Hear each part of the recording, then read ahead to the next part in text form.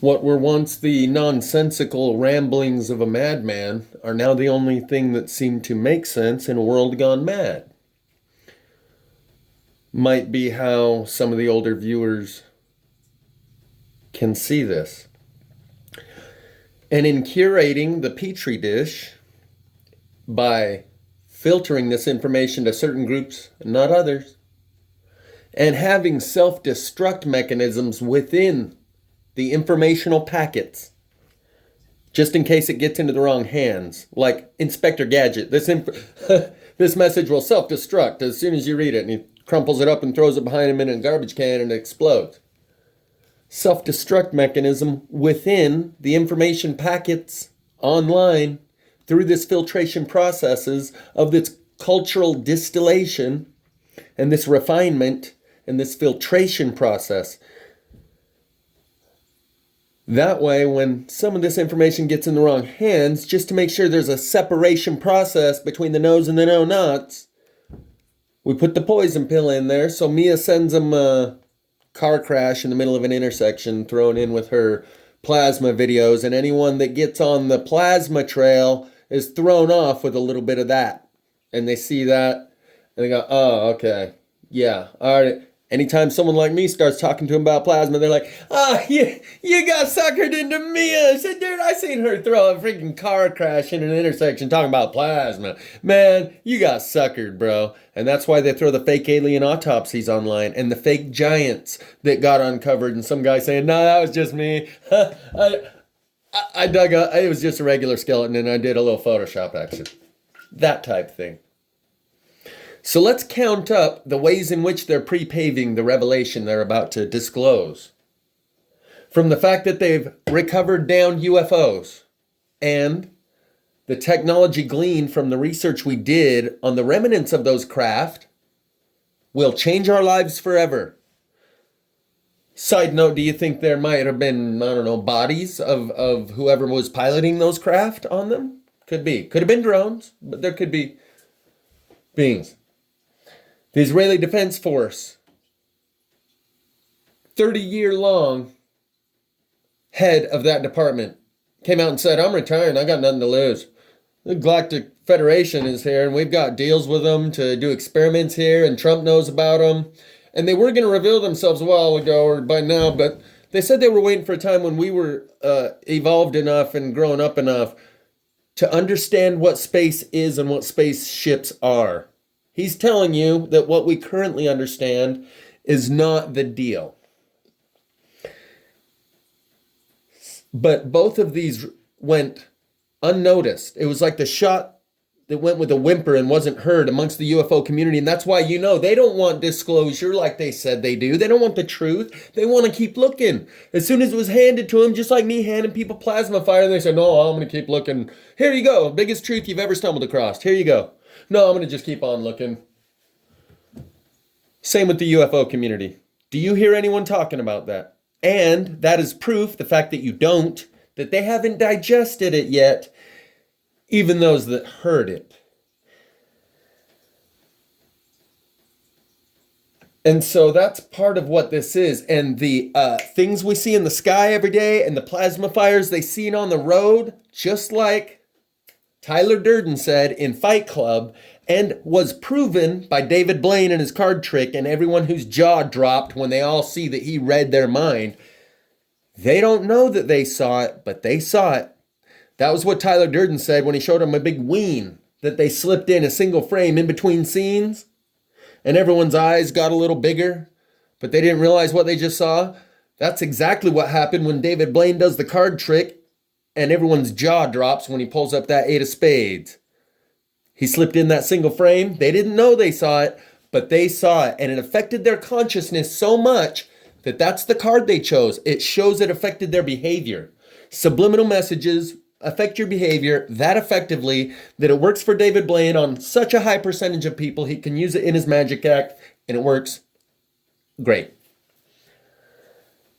So on these anomalies in the sky, whether it's the cloud dragons, the moon on its back, the plasma fires, they don't know they saw it, but they saw it.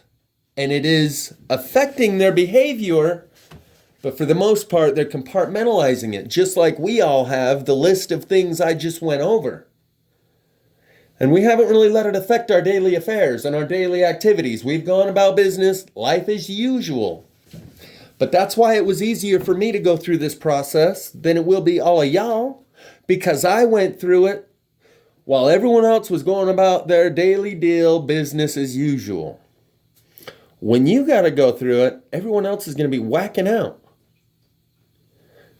And that's why it's good to send a few people ahead and send them through it before the rest.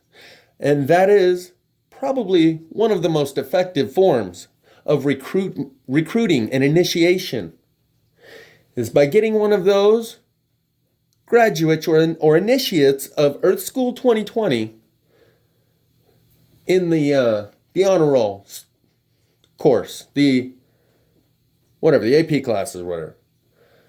And to go through this process of initiation to destroy his self-image and worldview and rebuild it anew. And that way, others around him can see what he went through. And unlike a high-level initiate who has to watch what they say because they know that they have a lot of knowledge and understanding that's inappropriate to tell these people, and so they avoid conversations altogether with people who are of a lower understanding about some of these things, because it's like we're in two different worlds anyway, and once you understand some of these things, a conversation with someone who doesn't understand them is pretty much meaningless. A high-level initiate is not as effective at recruiting or initiating. I was telling you, onboarding and succession planning is the corporate terminology for this process. And a high-level initiate is not as good and relatable to the new recruits as another new recruit. So around him, he can be as open and honest and straightforward about everything he knows to those other initiates around him, because he still doesn't know much. He knows just a little bit more than them because he went through it just a little bit before them, and he's just a couple of steps ahead of them. This has always been the case. 2 steps ahead of the crowd, you're a visionary and a forward thinker and all that. 10 steps ahead of the crowd, you're a crazy man. Well, I went 10 steps ahead, and now y'all have caught up, and now I'm still only 2 steps ahead, and I'm no longer the crazy man. I'm more like the visionary and forward thinker, because so much of what happened to me is relating to now. But now that has to do with my whole life. And I think those around me, those closest to me, can see that my whole life is coming back into one event, not like a random sequence or series of unrelated events. One long event where things from 20 years ago, like Greg Braden, Sonia Sorensen of the FBI Cyber Squad Division, Paula Houston of the Utah State Obscenities and Pornography State's Ombudsman, the BACA chapter division leader, who, by the way, had a 22 on his belt buckle, and right when I walked up, I said, "Oh, nice, I used to make those, North American Arms." Little tiny one. Anyway, so that was a side note, but it threw him off, because usually someone doesn't see your gun when they're rolling up on their bicycle. Because I made them. It's supposed to be so small it fits in ornamentally into your belt buckle, but it's a 6-shooter 22. And he said, "Yeah, we have sometimes people try to ambush us and stuff." I was like, no, I ain't gonna do that, man. I just got a TV and VCR, and I want to show you some stuff on these tapes, on these VHS tapes, man. He's like, by the end of our meeting, he said, "Dude, I'll be in the padded rubber room right next to you. And I don't have meetings with," he said, "I have meetings with the Attorney General, but it'll be my last if I take this to him." My point was, back then that was pre-Epstein Island. Now we have a whole new batch of newly minted truthers that might take the claim I was trying to register with the FBI at the State Capitol building of Utah, and I hand-delivered these tapes to the FBI building in Salt Lake and to the State Capitol. I went there twice. Now I can tell you those sandals commercials were calling cards, like business cards. For the exclusive, you want the upgraded package, sir? Here, let me slow this video down and see if you'd like the upgraded package. Oh yeah, man, money's no object. Give me the upgrade. Yeah. So, as the passage of time validates certain things and makes them more understandable and relatable, now that we're in the current conditions that we're in, to the older viewers, I'm just kind of giving myself a little recognition, but it's not for myself. It's through the curation of the petri dish. It's about quality, not quantity. And through this distillation process, they've shown us, like I said on my way back, you don't have to pull the levers yourself. You just gotta get to the point where you're not mad at God when God does it. And now, there's a lot of people that are making heartless videos that have no more sympathy left for these maskers and vaxxers. David Nino Rodriguez, I'm going nuclear and all this stuff. Let them have it. It's the Darwin Award, right? It's just thinning the herd by the survival of the fittest is, the dumbest are getting trimmed off or whatever. There's people that are losing compassion for these people. But what it has done is got us a lot closer to the place where you're not mad at God when God does it. And when that happens and we all get separated into islands with others who are like ourselves, those who've been still watching this channel for a while, if they were to run into each other and meet through their screen name only, and we were all separated onto little islands, even 100 people, there's maybe 150 now, but there was only 75 really watching the videos before this recent wave of new subscribers. But let's just take a nice even number, 100 people. It doesn't take a lot. In this group, there is a well-rounded variety of skill sets that are essential to a community to thrive, whose principles are all in alignment with one another. So I would demand uniformity. Everyone here, without exception, must be an individualist. And in that way, I would be demanding uniformity. You feeling the paradox? But that's what makes the pendulum swing back and forth between individualism and collectivism. So, if for a time we were put in little petri dishes with others like ourselves, and through this filtration process, that's what happened. 100 people out of this group would be the type of people I'd want to be with. So through this process, you can see online how we have been filtered out and separated into different groups.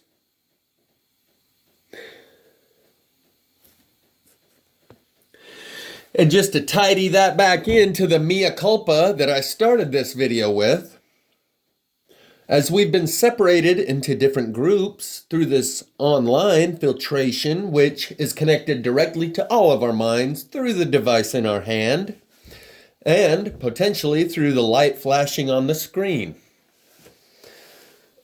There are things at work here that we don't understand. Some are technological, others are absolutely spiritual, paranormal, supernatural, interdimensional, intergalactic. This is all of it. This is the time of revelation and the final dispensation of knowledge. This is the disclosure that the UFO community has been asking for, and apocalypse and rapture, all of it, all at once. And I know you know this, but I know it hasn't really digested yet. Or you would do like what I did when I said, fill up your gas tank, empty your bank account, rack up your credit card, and head east. And I'm glad you didn't follow me. The one person did. They went to the Mormon temple in Missouri and found out that it's not open to the public, and they left their name and said, tell them I was here. And I might tell the story about that another time. I don't know if she's still here watching or not, but I got turned around right as I got on the road headed to her house. The Spirit turned me around and taught me to, if the Spirit says go left, you go left. And if it says go right, you don't say, you just told me you left. You go right, and then left, and then right. and be willing to switch back, because it can see things from other perspectives that you don't, and developments are happening continuously, and you develop a faith and a willingness to follow without question, and there's not even the hesitation or the conflict of, but I thought you said this, or but I thought you said that. Anyway. And so, anything that I'm going to offer to someone else as a good product to use, I'm going to have to test it first myself. And that's what I did. And the spirit that led and guided me is a good product. These have been the best 2 years of my life. And I would not be able to navigate this environment without these last 2 years. If I only added another 2 years of truth or conspiracy theory, I wouldn't be able to do what I'm doing here in the Truth or Super Bowl, because this is like the Truth or Super Bowl. All of our worst paranormal conspiracy theories and all the rest coming real all at once.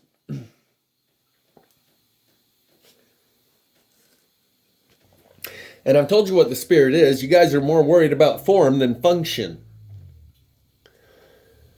I say principles over personalities and ideals over idols. Same thing. Function over form. The name of which spirit you follow is the form that its name takes, and which letters. How do you pronounce it? The function is what really matters. That is the essence of the principles over the personality, or the ideals and the ideas over idols, is worshiping the function rather than the form of what do you call your spirit? What's the name look like? What letters? Is it Yahweh, Yeshua HaMashiach? Or just, yeah, let's not even get into that. The spirit, as I told you, is one that has been with me my whole life.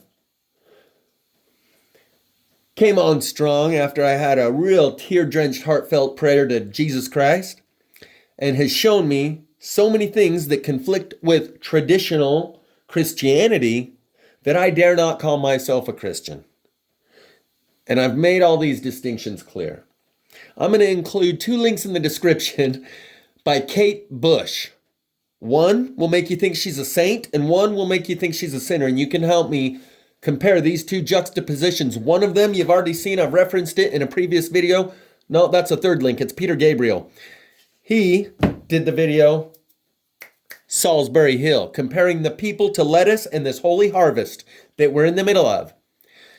The 2 links in the description I will give you with Kate Bush. One is called Sat in My Lap. The other is called Don't Give Up.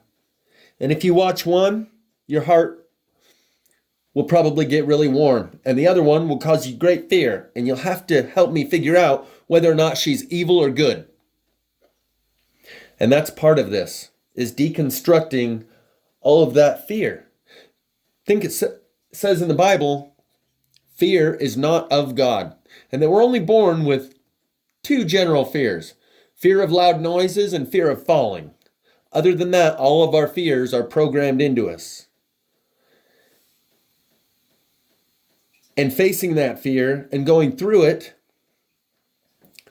is part of this. Or diffusing that fear. And that's the only way to really diffuse it, is to really embrace it. You don't try to not have fear. No, you try to have as much fear as you can. Really feel that fear. Look for it. And figure out what you're really afraid of. But this whole thing, you can see, one of people's greatest fears is fear of what other people think. The hive mind, the collective. That is the greatest fear. That is the greatest weapon that is used against us for this mind control process, is fear of what others will think. And it's just like David Icke said, they're not thinking about, oh no, what will the king or the queen, prime minister think?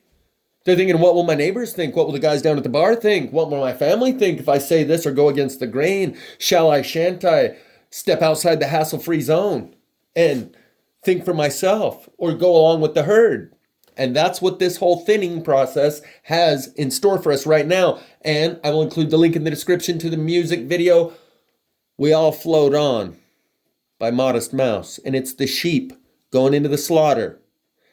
And it's talking about, I ran my car into a cop car the other day. Oh, he just drove off, sometimes life's okay. Bum, bum, bum, bum, bum, bum, bum. And we all float on away. It's a good song. And at the very beginning of it, they're all living in this little box, a little simulated matrix-like reality that a guy pulls out of his pocket like a salesman and tries to show you what's in his box. Like he's going to sell you it for $5.95. He's one of these old 50s salesmen. And that sheep mentality has been burned out of us through the COVID. You see, I heard COVID is the letter C along with the word Ovid. Ovid meaning sheep. The C somehow meaning slaughter or death. And I thought nothing of it.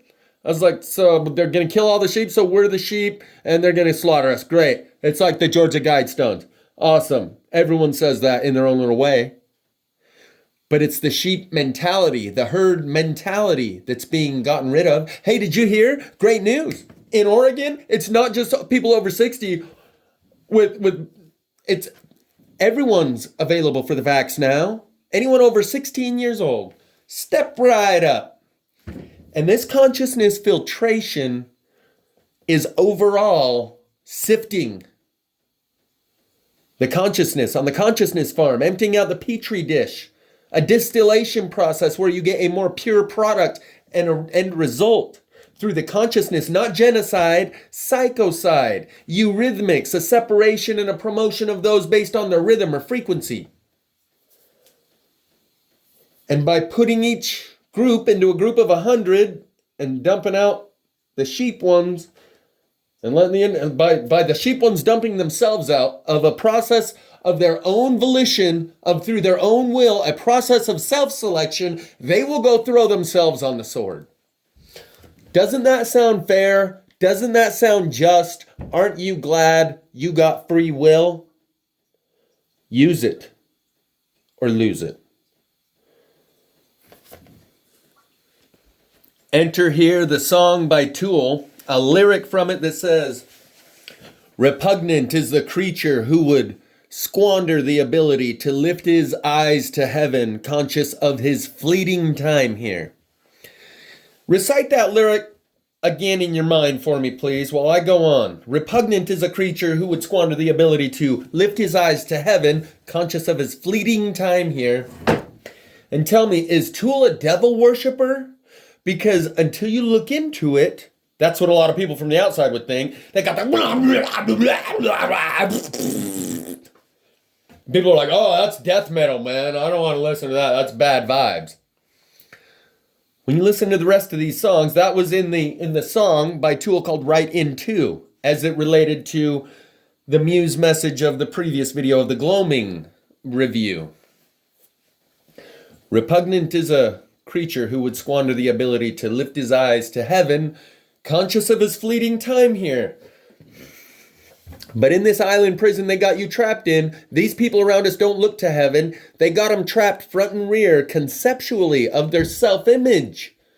There was nothing that ever came before life. There's no premortal existence for any of us. There is no afterlife. And there was no previous existence on this planet. We're the first intelligence that ever rose here. And there's nothing to the left or right, laterally. While we're here, we don't see anything for as far as the eye can see, and we can see for light years into space. They got you trapped on an island prison conceptually, and breaking you out of that requires a conceptual breaking out of that prison. A psychological process. Not just after they breach the perimeter and try and stop the bleeding through everyone that's in shock, but before. They have to get you to the point where we're ready before they can breach the perimeter, or it will just send us into shock. So that's what the preparatory process is for. Yeah, there's going to be a lot of people that are still going to go into shock, but they're going to breach the perimeter soon. You see what I'm saying? You feeling me? And there is an opposition force trying to keep that from happening, saying we'll cause world war. We'll fire everything we got at you and tell them it's just Russia and China and America doing their thing, and deny you even exist for another 1,000,000 years. And we'll kill all the people in the process before we'll allow them to know anything. Because they're our slaves, not yours. And thus the blue beam. So everyone, if they do see it, is already convinced they're so much smarter. They sniffed it out and they truthed it up online. They know about Project Bluebeam. They're not that dumb. So even the truthers that would know and catch on, we already got them cornered and derailed and sidetracked with the Project Bluebeam that they thought they sniffed out and found. They thought it was a truth drop. That was fed into your feed to keep you from believing your lying eyes when you see it. And that's what I got coming in from the Spirit that's kind of introduced me to a whole new world and shown me that so many things that could not possibly be explainable through simply cymatics, anti-gravity technology, and infrasound or V2K, voice to skull technology, where they project the mind of God, the voice of God into your mind with the V2K, and make a cloud take shapes of dragons with the cymatics that are emitted by a small black cube satellite device in the local proximity, projecting the microwaves into the cloud media that take these shapes. And like a kaleidoscope, you can make it do whatever you want. Cymatics, V2K, and anti-gravitational technology do not explain 1/100th of the things that I've experienced. But other people are now seeing things that they have to reach for such explanations like boogeyman. But I can tell you, there's so much more going on. They will want you to believe it's their technology to keep you from recognizing the truth. That they're not the sheriff in town. There's a new sheriff in town. And they're introducing themselves to us slowly and gently and incrementally for our own good. Oh, they're in control, and the old sheriff in town ain't got shit. It's like the difference between bullets and directed energy weapons. But the reason they're introducing us slowly isn't because there ain't no comparison. When it comes time to push the button, they push the button and it's over. But they're taking their time to introduce us incrementally to this new conceptual self-image and worldview in order that it does not shatter us and people don't go, fill up your tank, empty your bank account, rack up your credit cards and head east.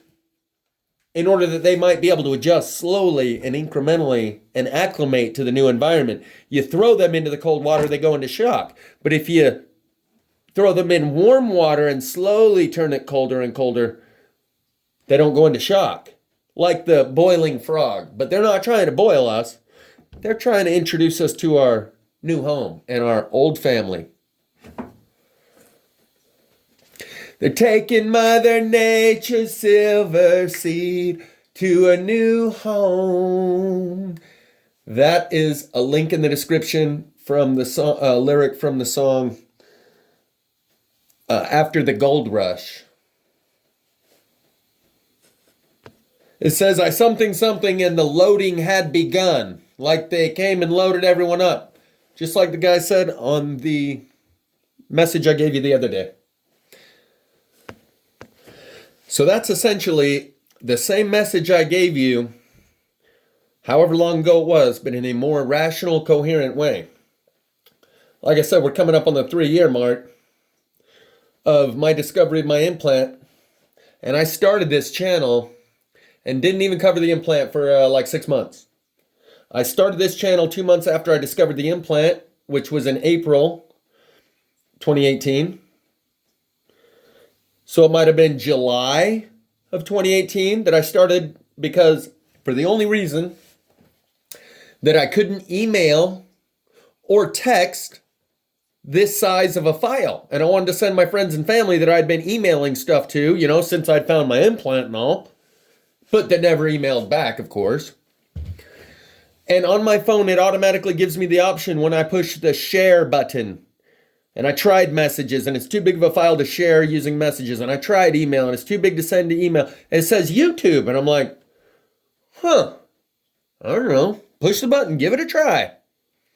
Entered in my email address and a little other information, pushed a button, and it's uploading your first video, Plasma Fire. In about July or August of 2018. And I didn't cover my implant until after winter had hit and the plasma fires were gone and that was no longer a thing. It was a while anyway. So, just for the newcomers who are curious, that's how that all went down. For the old timers, I'm trying to refresh your memory because there's a lot of stuff that we compartmentalize. And especially as crazy as I sounded the first time I was saying it, I just said it the same message, but just in, the rational, coherent way that you've heard me come to speak in the last while. And that's the way I was also before something happened to me that cracked me open spiritually. And take it for what it's worth. But one of the points of this video was they don't know they saw it, but they saw it. The plasma fire, all the sky anomalies, all the normies around you, they saw it subliminally. It affected their subconscious and it will affect their behavior. And that's why they're programmed to attack you, because they know they've got so much compartmentalized that if you make them let it out and they start having to look at all the things they've compartmentalized, like I've said, they put blinders on with every one of these anomalies that comes into their field of view, to the point where they're looking at a very small piece of the rear view that resembles the world they once knew, while we're looking out the windshield and out the side view mirrors going, whoa, no, we're not in Kansas anymore, and there's a big turn coming right down the road. If you don't look out the windshield, they're to the point where they're looking out the rear view only, and they're literally programmed, just like David Blaine's single frame and Tyler Durden. They didn't know they saw it, but they saw it, and it proves that it affects their behavior because their jaw drops because they picked the 8 of spades. It affected their behavior immediately.